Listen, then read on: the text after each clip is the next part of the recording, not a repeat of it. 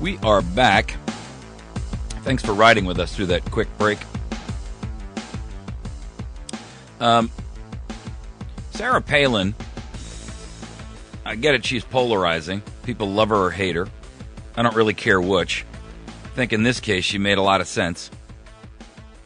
She wrote a letter the other day and put it out as an op-ed. And I want to review it with you because there are a couple of things that she says in there that make very good sense. And we're going to put on our critical thinking skills hats. And we're going to evaluate exactly what it is that she's suggesting here.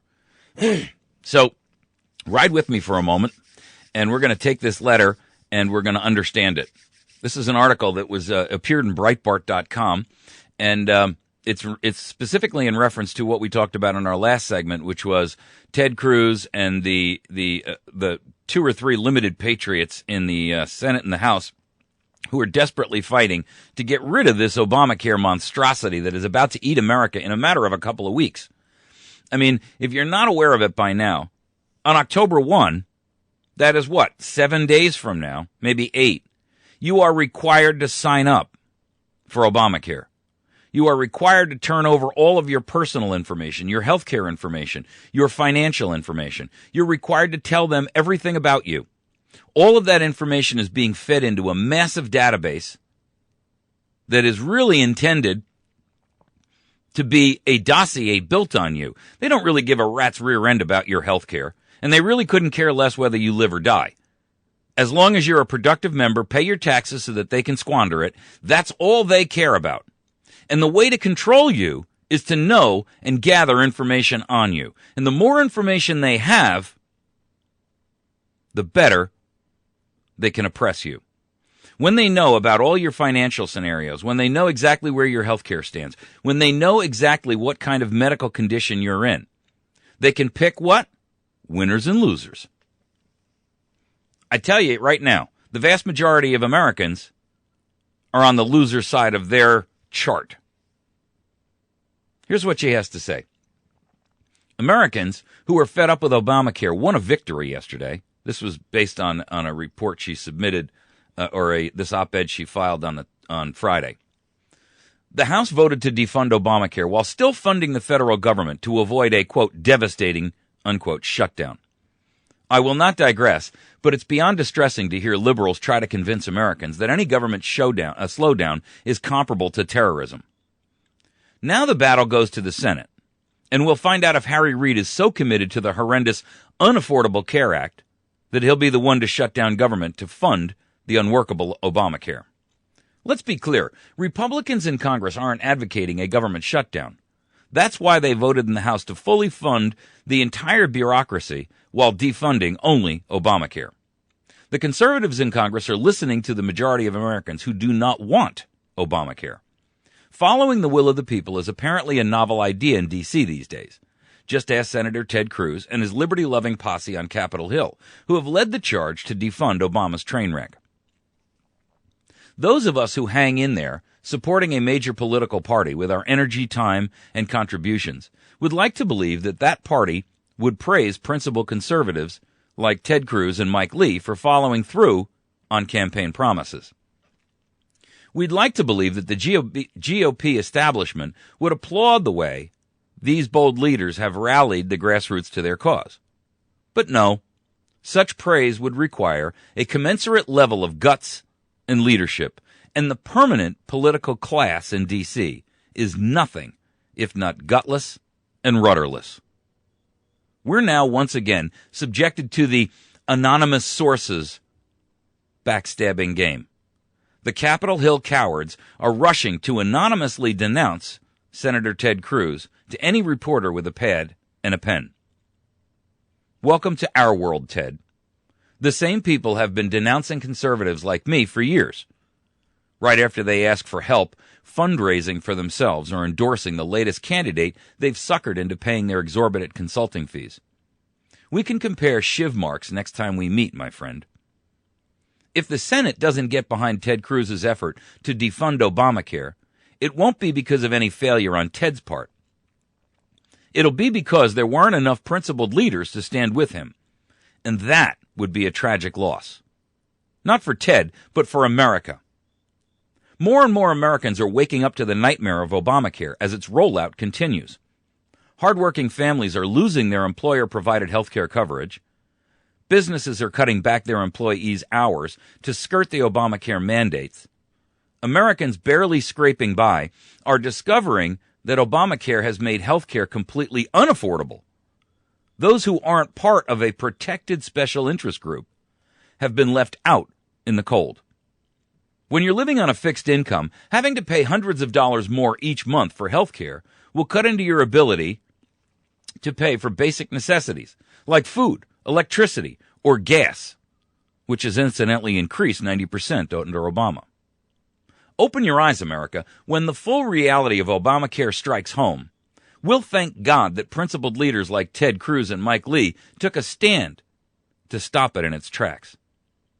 But the permanent political class is hand-wringing and howling that if there's a government shutdown, the media will blame Republicans for it. Well, here's a little news flash, GOP establishment. Whenever anything bad happens, the media blames Republicans for it. That's not an excuse to roll over and play dead. It's a call to follow the advice I gave my daughters. Woman up, stand your ground, and fight like a girl. I want no pity, I want no empathy, but use me as a barometer. Over the years, the left-wing media has falsely and irrationally accused me of everything from faking a pregnancy to abetting murder. They lie. Deal with it. Republicans in Congress support funding the government. If the Democrats block these funding measures, a government shutdown is on them. In the meantime, stop the ridiculous hysterics. Heck, about the most significant thing that happened during the last government shutdown was Clinton hooked up with Monica. As I said in my speech at CPAC this year, it's time for the Senate to put itself on cruise control. Ignore the peanut gallery pundits. They've written my political obituary so many times, I'm practically Lazarus. Now they're trying to destroy Ted Cruz.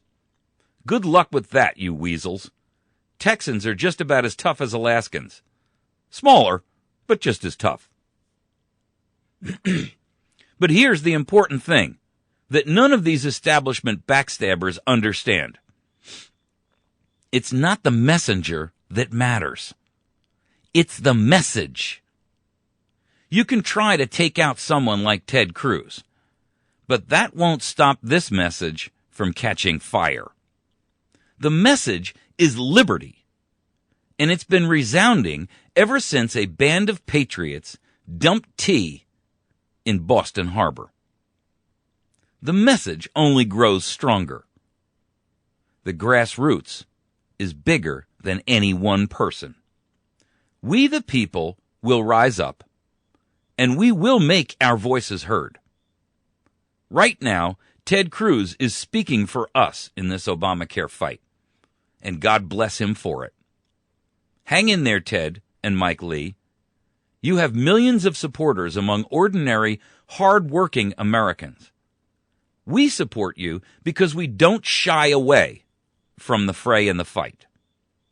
May your colleagues in the Senate gain the wisdom to support your excellent efforts so that you can see that the view is better from inside the bus than under it. Oh, and a little reminder to Republican senators up for re-election in 2014. Moose season ends soon, allowing more time on one's hands. So we'll be watching your vote very carefully this week. Now, I like the way that she has characterized this. First of all, I like somebody who just calls it like it is. I like somebody who knows how to speak plainly. I like somebody who has the courage and the audacity to stand up and actually say the truth, not flowered and couched and pampered and perfumed in a lot of political doublespeak. And that's essentially what she's doing here. I don't agree with everything Sarah Palin says, and I don't agree with everything Sarah Palin stands for. But I will tell you one thing. She at least has the best interests of America at heart. And that, ladies and gentlemen, is a vastly significant difference against what every other politician who's currently in office Has. You see, they've sold out a long, long time ago.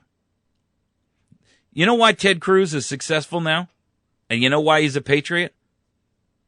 Because he's a freshman. And I'm not throwing Cruz under the bus here. But I can tell you this. The guy is brand new. He's only been in there for a year.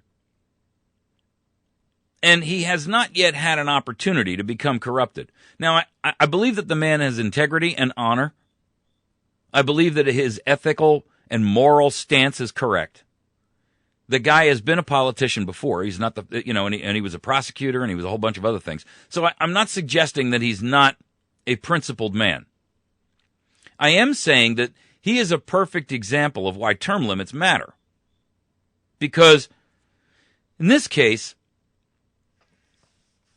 I would suspect that out of the 100 senators currently in office, a number of them came in with warriors' blood and have now become part of the fold. And that, ladies and gentlemen, brings me back to my earlier statement where the Texas AG has said, what we need are warriors for freedom. What we need as the American people are warriors for freedom. Not only in elected roles. You don't have to be an elected representative to be a warrior for freedom. In fact, you can be a warrior for freedom every single day of your life. Want me to tell you how? Want to know? Curious? Okay, let's start with a couple of basic premise. Are you talking about liberty and freedom every day at work?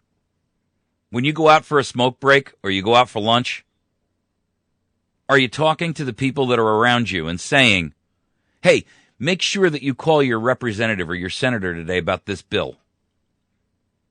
Would it be too much for you to know and memorize the telephone number to the D.C. congressional switchboard?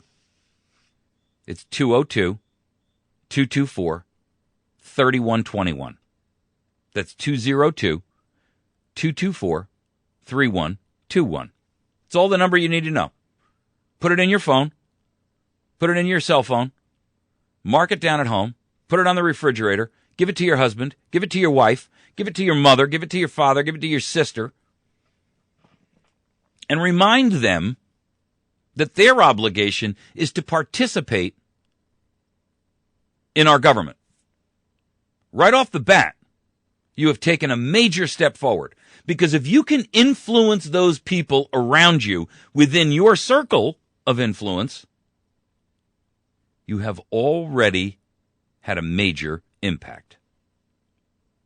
I'm willing to bet you money that most of the people that you'd know, if you were to sit down and say, take the 20 people that are the closest to you, the ones you see every day at work, the ones you see every afternoon when you get home, the ones that you watch a football game with, the ones that you have a beer with on Friday night.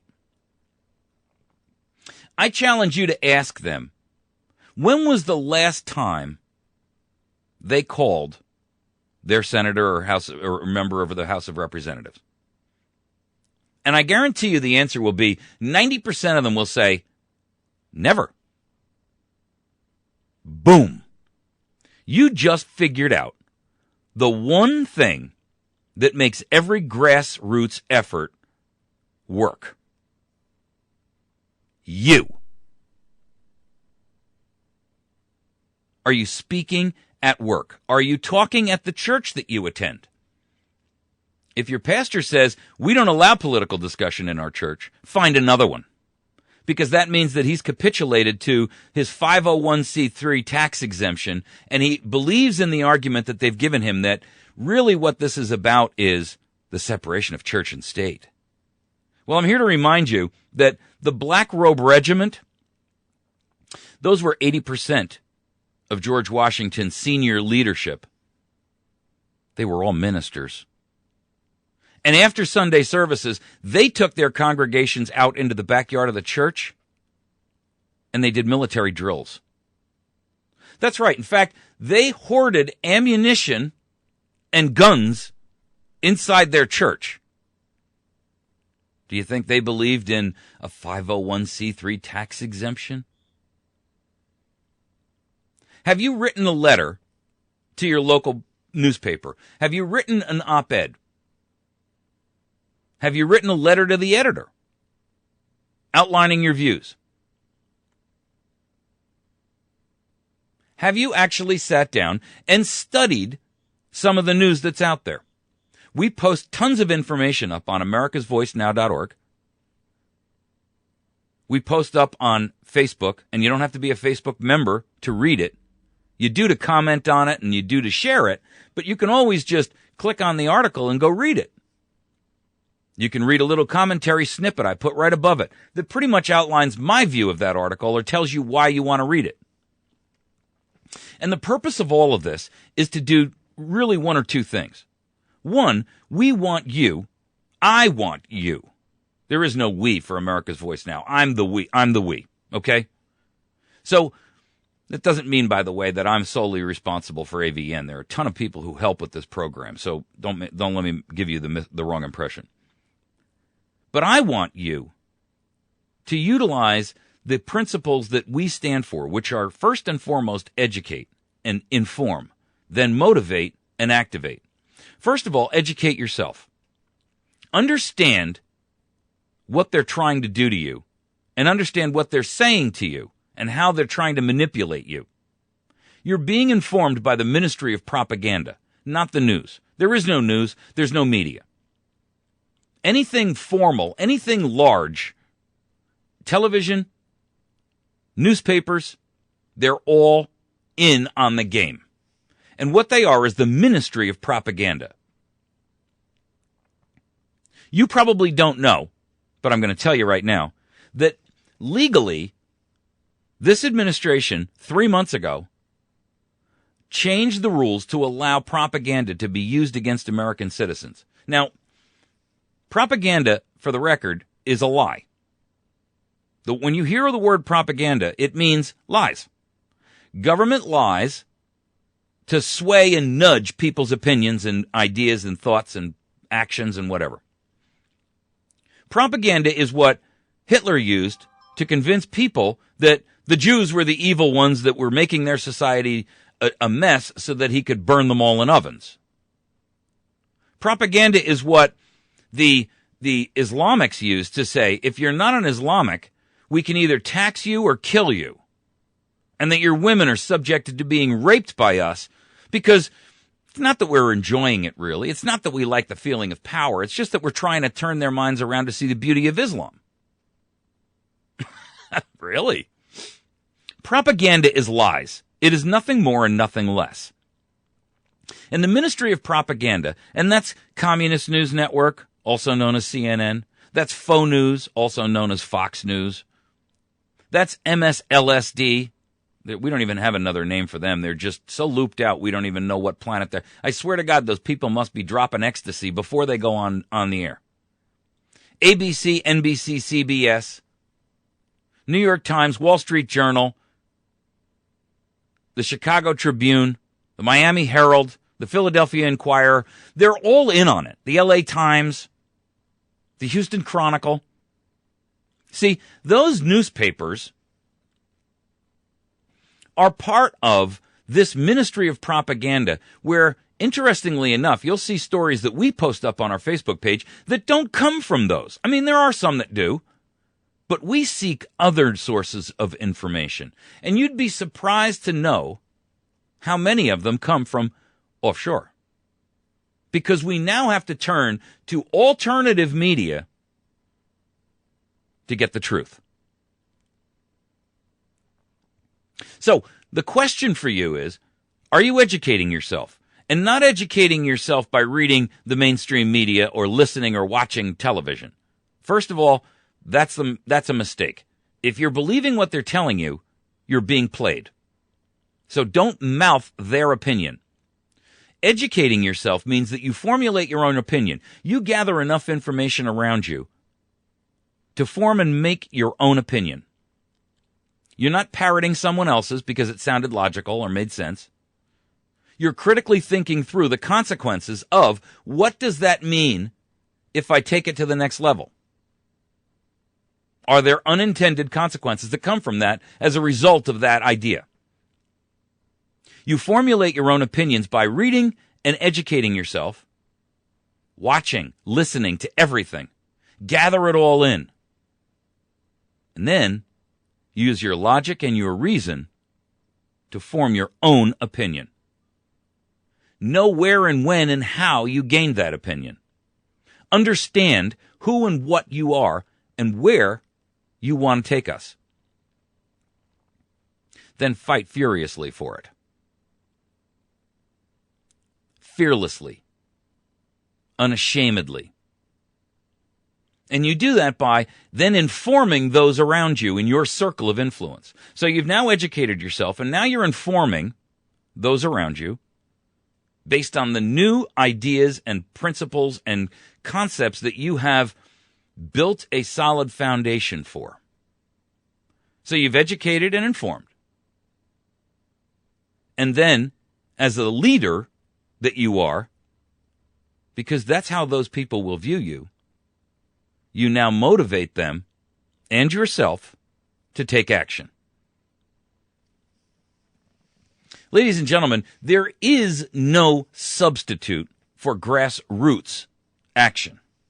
I know grassroots sounds like the Occupy Wall Street folks and the pot-smoking hippies who walk around in tie-dye saying, end the war, and put dandelions in the barrels of police rifles. I mean, that's not what I'm talking about. What I'm doing right here, right now, this is grassroots. And you're listening. And you should be. I'm organizing you by educating you and telling you how to take this message and go one step further. I'm trying to show you what is necessary for you to do. It doesn't have to be on a radio program. It can be literally with the 8 or 10 guys at work. It could be literally with 20 people in the congregation of your church. It could be 10 or 15 people or 5 people. It could be 2 people that you have lunch with every day. It could be the students that you're teaching in a school. You see, it's your job to have the correct opinion formulated, understood, and then teach others the same lessons that you've learned. But there's no substitute for being informed. Pericles had a statement that he used around 460 A.D. Why the heck is he taking us all that far? Well, I'm going to tell you why. Because he had a statement that made a whole lot of sense back then, and it makes just as much sense now. And here's what he said. Just because you don't take an interest in politics doesn't mean politics doesn't take an interest in you. And if you are unwilling to recognize the truth of that statement, then I want you to think about it. Because what he's telling us is simply this. Just because you ignore those pompous sycophants up on Capitol Hill doesn't mean that everything they do doesn't affect you. It does. Ayn Rand said it best. You can avoid reality, but avoiding reality does not alter the consequence of that reality. You can pretend the train's not racing down to you at 60 miles an hour on that track. You can stand there and turn your back. But at some point in time, you're going to become a grease spot on the headlight.